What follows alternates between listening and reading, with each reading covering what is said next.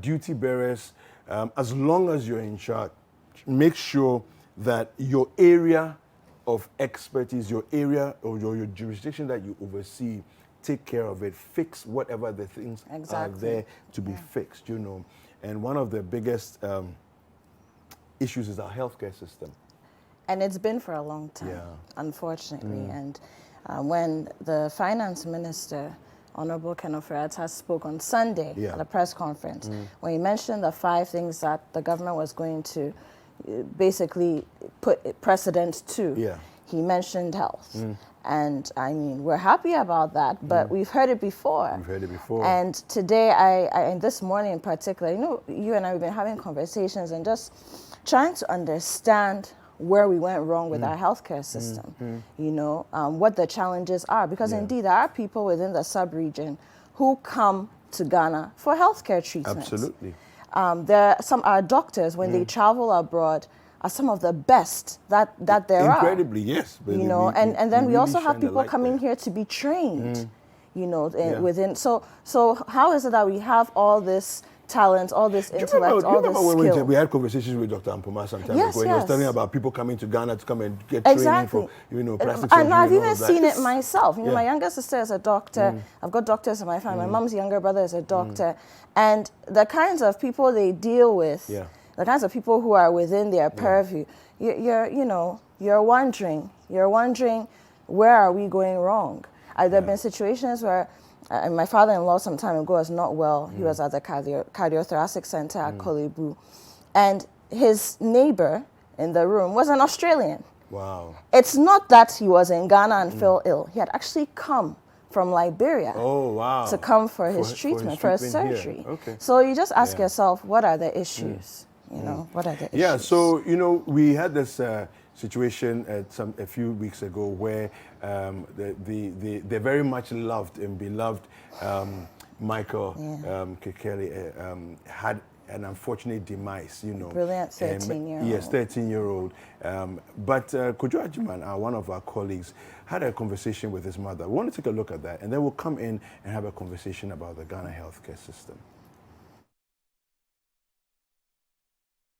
Auntie Kodede, I really thank you. I'm grateful for this. I know it's a hard time for your family as well. But then I want you to take us back to who Michael is. I saw video of him singing, rapping on social media, and I knew that this chap has a promising future. But you are the mother. Tell us more about Michael. Who is Michael? Michael was an exceptional kid. There was nothing he set his mind to do that he didn't excel. From school to anything he set to do. What made him even more special was the fact that he was so attached to the Word of God and to the things of God.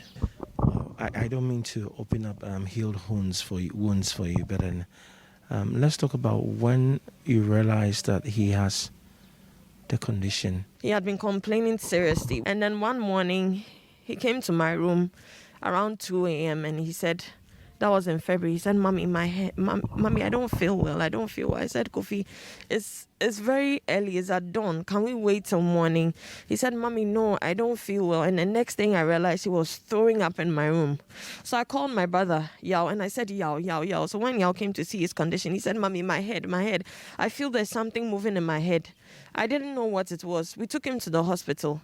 They said he had a bacterial infection and gave him medication. We came back home. He was okay for a bit.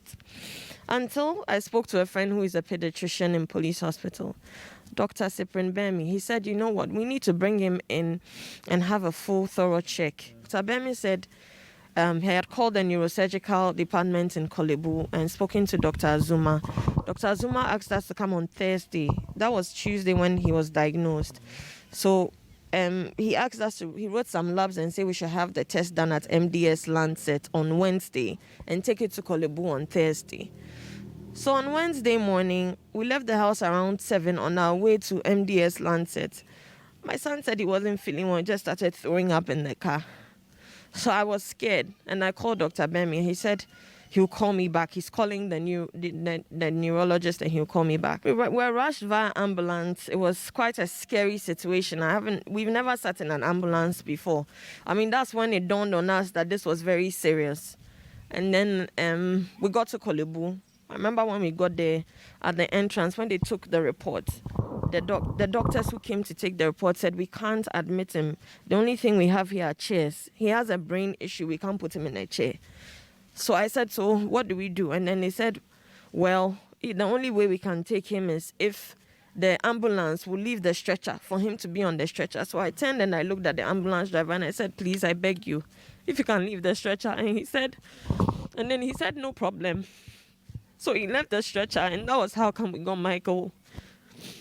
They put him in the waiting area of the emergency side of Kolebu. And he was lying down there. Around him, there were people who were in chairs who were taking drip, And he was literally the only one on the stretcher because the ambulance driver had decided to leave the stretcher for him. So my brother came in.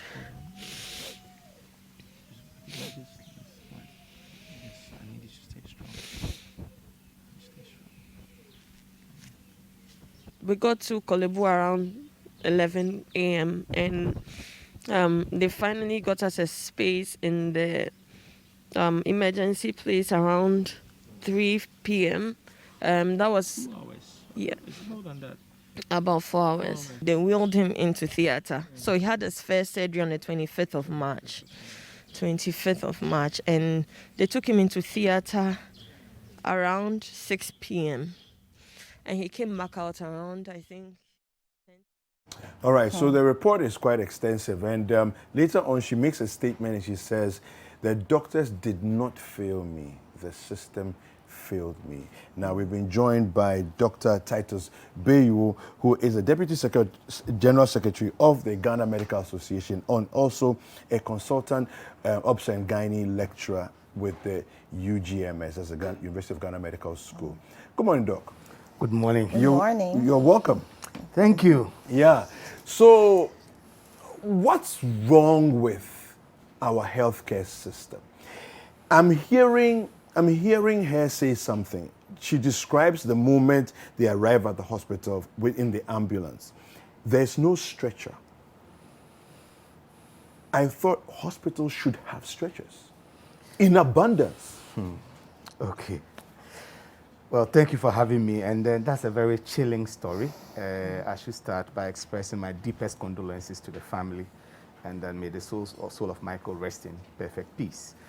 Unfortunately, things like this happen, and another of its kind may just happen again if a similar situation is created. And that aspect of the story just goes to tell us that the no-bed syndrome we talk about when we lost the elderly man and there was a national outcry and it has seen everything had been solved, really has not been solved. If you open up your portals and listen to relatives telling their harrowing stories, and for those of us who are in practice and are known by colleagues, you get people calling you in the night here and there. I've been to 37, I've been to police hospital, similar scenarios. Just that they just don't get aired. And I think this is just a clear demonstration that our emergency system really has a critical challenge. I'll break down the system of healthcare in Ghana into just basically two. The problems can arise from access, how to access health, both in cold cases, what will be our outpatient, and in critical and emergency cases. And then intra-hospital, the challenges also arise, whether you are coming with a cold case, like an outpatient case, or critical to severe emergencies. Now, if you take the cold cases, let me talk from the point of access. One of our biggest challenge in terms of access is not the normal outpatient situation. Some studies suggested that 2 out of every 5 Ghanaians live at least 15 kilometers from a hospital or any health facility at all. Which means that these people will struggle to access the facility just by virtue of where they are located. Across this country, we have CHIP centers dotted all around trying to improve that kind of access. But it gives access to primary healthcare. It gives access to cold outpatient cases. But when it comes to the emergency bed, we have challenges. When it comes to the emergency, the access is also in twofold. If you look at the outer peripheries of the country, gaining access to an emergency center may be relatively easier than when you are in the city center. You are more likely to die of a critical condition in Accra than if you are in another part of the country. Simply because at the critical time that you need the system is likely to fail you.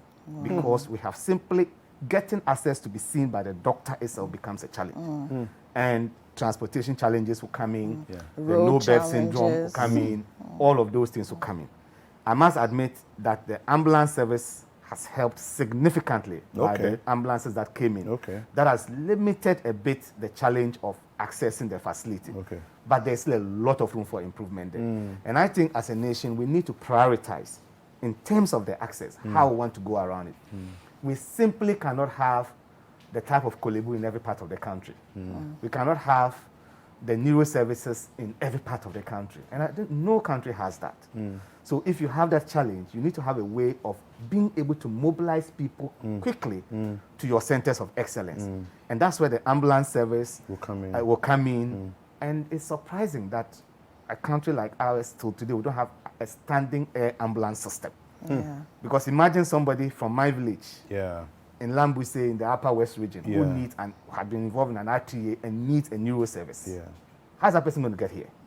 And we are talking about minutes to hours to save your life. It's not going to happen. I mean, you are dead. It's not going to happen. You are dead already. You are condemned to death, which is completely unacceptable. If we are all paying taxes, the access bit should be solved. When you come to the intra-facility, again, like I mentioned, if you come to outpatient, going with your malaria and all of that, we have improved significantly. We don't have a problem with that a lot of at the time. The major problem is the critical cases.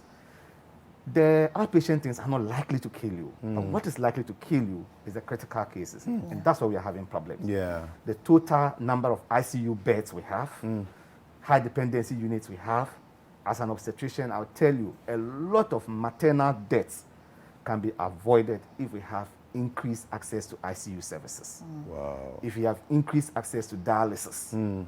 I mean, take Kolebu, for instance. There's one dialysis unit, so everybody has to go there. That unit.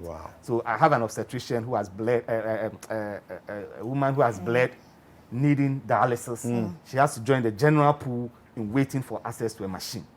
You have to call and wait. Doc, what will it take to fix this? So I think that the solutions really are not far-fetched. They require commitment. Commitment on the part of government, commitment on the part of managers to fix this. If you take, like that's what I'm saying, we need to prioritize ourselves. We can decide that, look, okay, for accident and emergencies, we are going to have 3 centers of excellence. Accra, the middle part of the country, the northern part of the country. And we have an evacuation system to move people to these places. That is a deliberate policy, making sure that everybody in the country is covered. If you come to accessing the facility in emergencies, bed management. I mean, I remember when this no-bed syndrome was up and the service issued an administrative fiat that no patient should be turned away. Some of us said, these are not solved by administrative fiats. That statement must be backed by policy and strategy. Exactly. You heard the woman's story. They did not stand her away. But there was a chair. There was a chair that was available, not a bed. There was nothing. The ambulance had to leave the stretcher. In the olden days, or in the not too distant past, when we didn't have a lot of ambulances, that ambulance driver could not have left the stretcher. Because then he's needed to evacuate another person. He cannot do that. Now we have a lot of ambulances, so the person was generous to leave behind the stretcher. That means that ambulance is incapacitated right away for another way. So if you do not put in an efficient bed management system where hospitals talk to each other, I mean, that is basic. So you know, in another part of the world, especially now that we have technology, you have someone who is at the center, or a group of people at the center of the emergency healthcare system, right? So once the ambulance calls to say, hey, I've picked this person from Kaswa, you know, this is the situation. They can tell you that, oh, at Kolebu, there are this number of beds. At this, there are this number of beds. So go here or go here. Don't waste your time going here because it is full. How come we can't have a system like that? So a system similar to that attempted or has been put in place, but it's inefficient. There is a call center at the regional hospital at Rich Hospital, Okay. Which is supposed to coordinate this. My question is, how is the data fed into that place? Minute by minute, if you call that center as an obstetrician, I should be able to know how many maternity beds are available for me at Tema General Hospital, Yes. at this other hospital. How efficient is that center? So you see, if we solve problems with ad hoc measures and then everybody go to sleep, people continue to suffer quietly. Because we need, I just checked this from the Ghana Health Service facility. We have a total of 23,829 beds, hospital beds in general in the country. If you go to ICU, That's tiny. That's small, very, very small. if you go to ICU, the ICU, 16 operational ICUs are in the country. 16. 16. Only 16. 16 For over 30 million for people. over 30 million people. We have of this, and they are in 9 institutions. These 16 are in 9 institutions, and these 13 of them are for adult, and 3 are for pediatric. So, and they are serving 9 million people. Remember, your malaria, if you go to any private hospital, they can handle it. But when you need critical care, most private hospitals cannot handle it. So it must be a national issue that we all have to look at. You would eventually come to the public hospital. Reason is that most of the private hospitals don't have the capacity to attract the critical staff that can handle these emergencies. And it's expensive to handle them. So it's only the government currently that can provide these things very well. And with this, if you take our total population, we have 0.5 ICU beds per 100,000 of our population.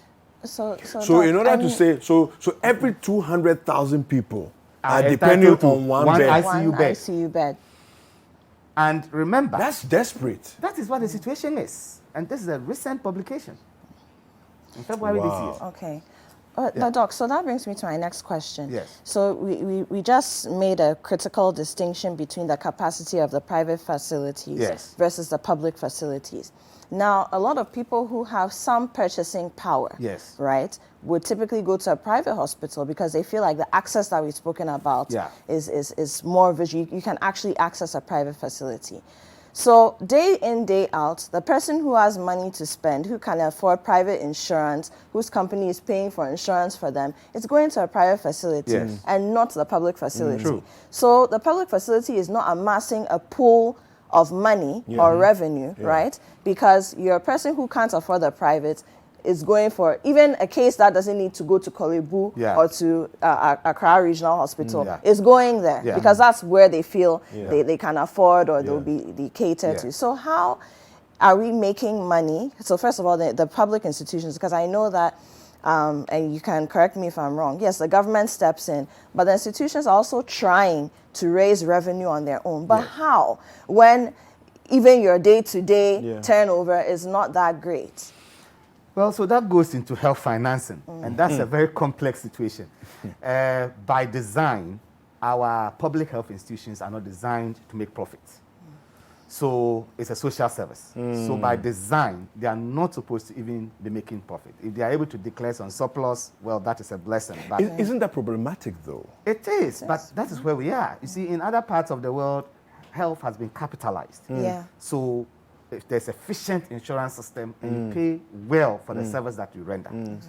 Currently, because of the health insurance system we run, if I perform a procedure in Kolebu, the health insurance may pay 800 cedis for that procedure. Let me perform that same procedure in a private hospital, and the patient may be paying, or another health insurance or private health insurance may be paying about 5,000 cedis for the same procedure.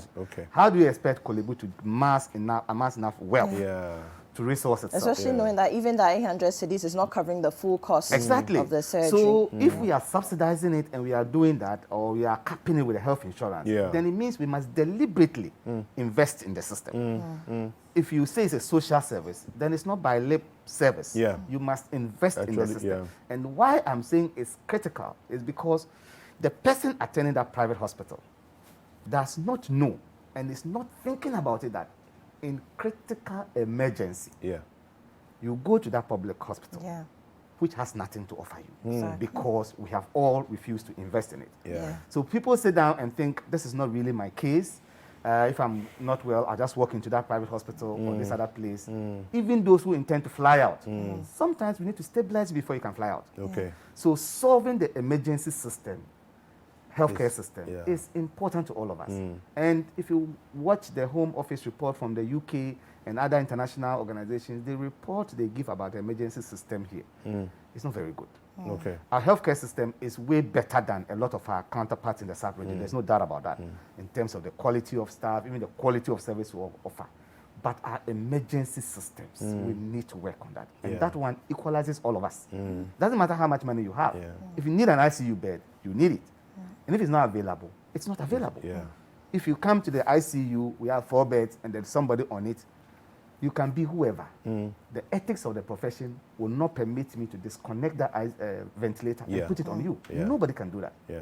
So if 200,000 are entitled to one ICU bed, we need to think. Yeah.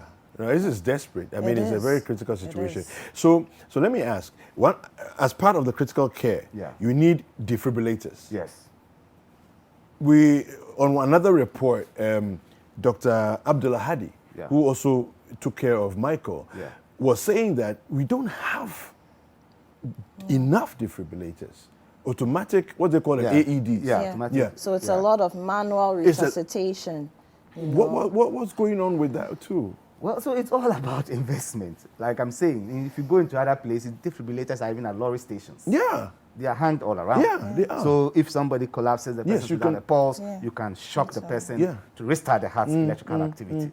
So if and all our emergency units are supposed to have it. Yeah.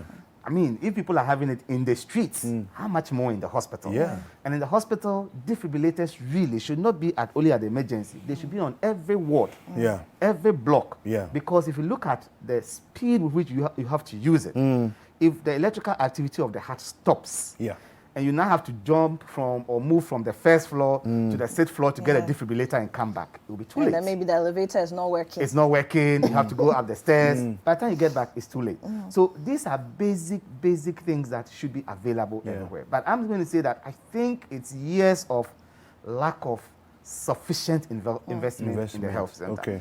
And our leaders tickle our fancy by just saying we have a lot of more facilities are opening up. And that's fine. But priority-wise, it doesn't help us.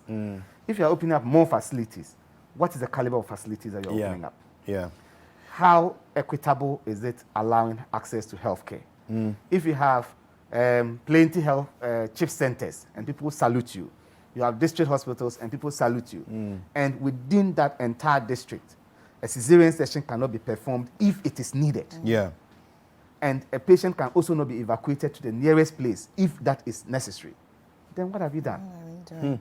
What have you done? So I think these are the things that we should really be looking at as a nation. Doc, what about personnel?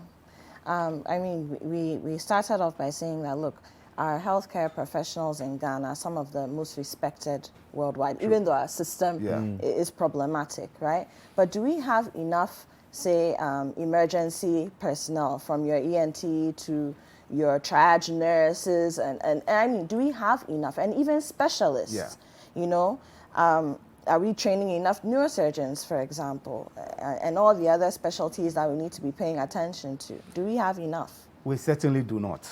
We certainly do not. And I'll give you another example. As of February 2020, we had 8 intensivists in the country. Only 8? 8. And of these 8, per this data, which has been published in the Journal of Critical Care, I'm into academia, so I always want to give my references. So if somebody doubts it, they can check it. Published in the Journal of Critical Care in 2020. So out very of these recent. 8, very recent. Out of that 8, 5 were on loan from Cuba. What? Wow. So this is our situation.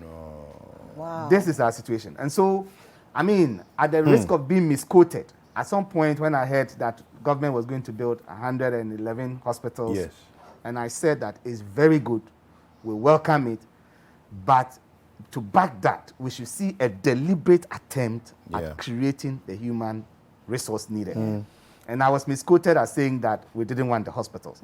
Everybody wants the hospital. I want a new hospital in my district.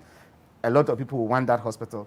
But if you are building 111 hospitals and they are coming up in a year or 2 years, whatever the time is, we know how long it takes to train this critical personnel. Yes. I should see a policy. Yeah. I should see that you are recruiting people to go and train as intensivists. I should see that you have a plan to have a pediatrician in each of these hospitals. So you are opening up access to training. So along that announcement, there should be a call. Doctors who want to train as pediatricians, as emergency physicians, as anesthesiologists, to serve in these hospitals. We are offering you scholarship. Right. We are guiding you, go into residency very early so you can finish in good time. So by the time these hospitals are ready, they are there. They are there. But as it is now, Nothing like that is I happening. haven't seen that. Wow. It's a regular intake of people into the Ghana College of Physicians to train the physicians, regular intake. So how are we So planning? if they decide not to specialize or to proceed with another that area, tangent, then that's how the are we end. deliberately directing that? Yeah. Okay, And so if you are outputting the same number, how do they capture it? So these are the challenges. Thank you. Thank you. Doc, Thank you so we're much. wrapping this conversation up. So let's just, final words. Okay. What do we need to do? What should people like David and I be advocating for when it comes to our healthcare system? Okay, so I think my final word to be that all of us in this country should know that if the emergency systems, healthcare systems are not fixed, we are all at risk of dying. Because in an emergency, you don't know who will attend to you or where you'll be sent to. So our advocacy of fixing the emergency healthcare system should be persistent until we have seen a real change. We should have a data system backed by solid IT that if you make a call to that center now and ask, can I get a maternity bed at Achimota? It should be possible. If someone makes if somebody needs neuro services, will there be space at Kolebu? It should be possible. It should be on a dashboard that is accessible to everybody. Everybody. Yeah. And then we should advocate for quick evacuation of patients across the country. I didn't talk about blood services. It's another area. Yeah. You will see relatives in the night moving around Accra Looking for blood. looking for blood. Yeah. Why I've should done that some be? before. And blood so I to know. buy. Yes. Why should Blood that to be? buy.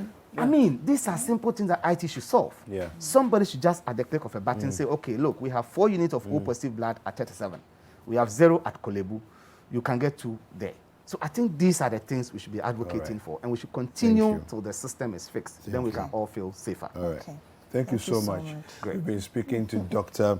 Titus Bayw, who is the Deputy General Secretary of the Ghana Medical Association, as well as a consultant, obs and gynae lecturer with the University of Ghana Medical School. Thank you very much for staying with us on this segment. We're coming up with the news review next. My name is David Kwekusechi. And my name is Apia.